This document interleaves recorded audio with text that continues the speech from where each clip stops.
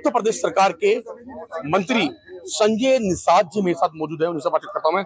संजय जी, मेरठ आए आप और एक यात्रा आप करने वाले हैं 40 दिन की।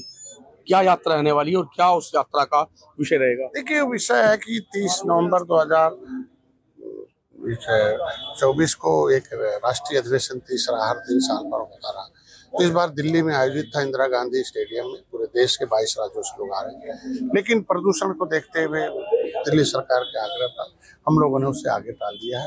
आगे उसी स्टेडियम में होगा। और 13 जनवरी 2013 को मैंने निषाद राज के लिए संकल्प लिया था, तो संकल्प रैली भी बनाते हैं। तो एक संकल्प है कि झुआ रोड को कभी पौआ पिलाकर पिछली सरकारों ने पावर, पैसा, पद सब छीन लिया था, और ये बटे हुए अंग्रेजों ने बांट दिया, मुगलों ने बांट दिया। लड़ाई के नाते छुपने के लिए केवट मल्ला, बिंद कश्यप, नार दीवार, अकबर, बादल, 17 जातियों में, तमाम उपजातियों में 578 जातियों में बटे हुए हैं, जिनको बताना कि भाई संविधान से सुरक्षा मिलती है, समृद्धि मिलती है, सम्मान मिलता है। तो एक हो तो सेफ हो। देखो, लेदरमैन राष्ट्रीय स्तर पर एक है तो सेफ है, तो मिल्कमैन देखो भी सेफ है, और देखो वाशरमैन भी एक है और फिशरमैन अनेक है। तो आप एक हो जाओ तो नेक हो जाओगे। आपका संविधान में मझवार और तुरैया के नाम से अनुसूचित जाति की सूची में सूचीबद्ध है। तो और आप दिल्ली से सुरक्षित हो, संविधान से सुरक्षित हो। आपकी गणना 1961 में 91 तक आपकी होती रही अनुसूचित जाति में। उत्तर प्रदेश सरकार में आपको ओबीसी में डालकर आपको गलत किया गया है, और 31 दिसंबर 2016 को आपको राज्यपाल ने public service commission SC ST OBC जो रिजर्वेशन अधिनियम 1994 धारा 13 में राज्यपाल को पावर है कि कौन ओबीसी में रहेगा, कौन नहीं रहेगा। उन्होंने हम केवट मल्ला, बिंद कश्यप, नार दीवार को ओबीसी की लिस्ट से निकाल दिया है और नई सूची बनाने का। अब ओबीसी में आप हो नहीं, इसलिए जो गिनती हो रही है, अभी जो जनगणना होगी वो अनुसूचित जाति की जनगणना पहले से होती रही है। तो भारत सरकार के माध्यम से जातियां 4 हैं: अनुसूचित, अनुसूचित जनजाति, पिछड़ी और सामान्य जाति।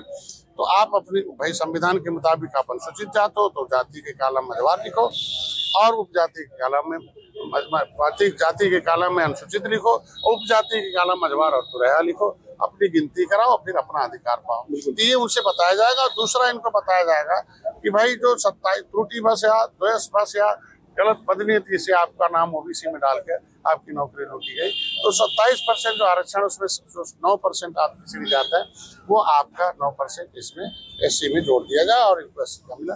इसके लिए हम जाएंगे गांव का, सहारनपुर से लेकर सोनभद्र तक, उनको बताएंगे, उनको जगाएंगे और सही बताएंगे कि आपका असली जगह हो, संविधान से सुरक्षित हो लो।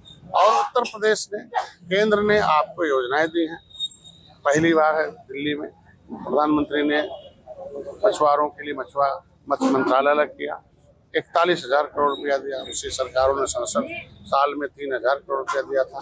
ऐसी स्थितियों में आपके लिए 60% सब्सिडीज है, फ्री में बीमा है, आपके लिए फिशरीज क्रेडिट का वो है, किसान क्रेडिट कार्ड है, बिना गारंटी के 1,60,000 लेके काम करो, 4% ब्याज।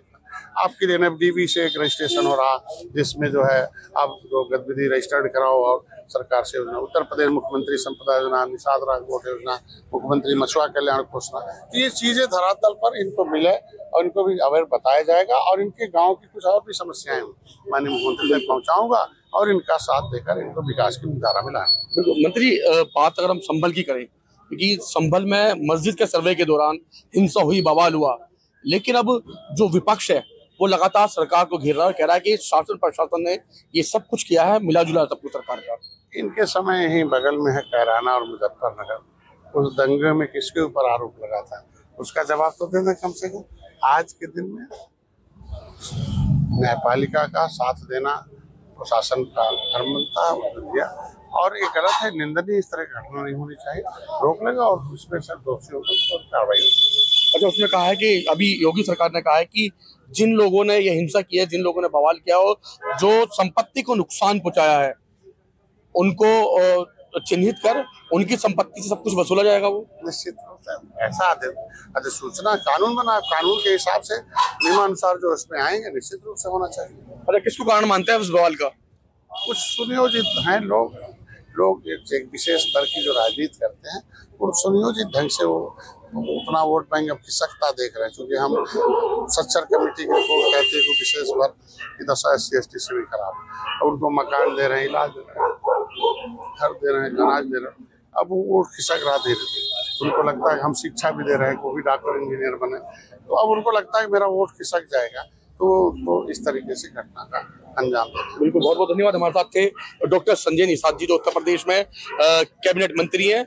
और यहाँ से अभी सहारनपुर की बात करें तो सहारनपुर से 40 दिन की यात्रा निकालने वाले हैं आरक्षण को लेकर, जो सोनभद्र तक जाएगी। तो वहीं अगर संभल हिंसा की बात करें तो संभल हिंसा पर भी इन्होंने कहा है कि सुनियोजित तरीके से यह हिंसा की गई है। मेरठ से सागर के साथ लोकेश टंडन, खबर फास्ट।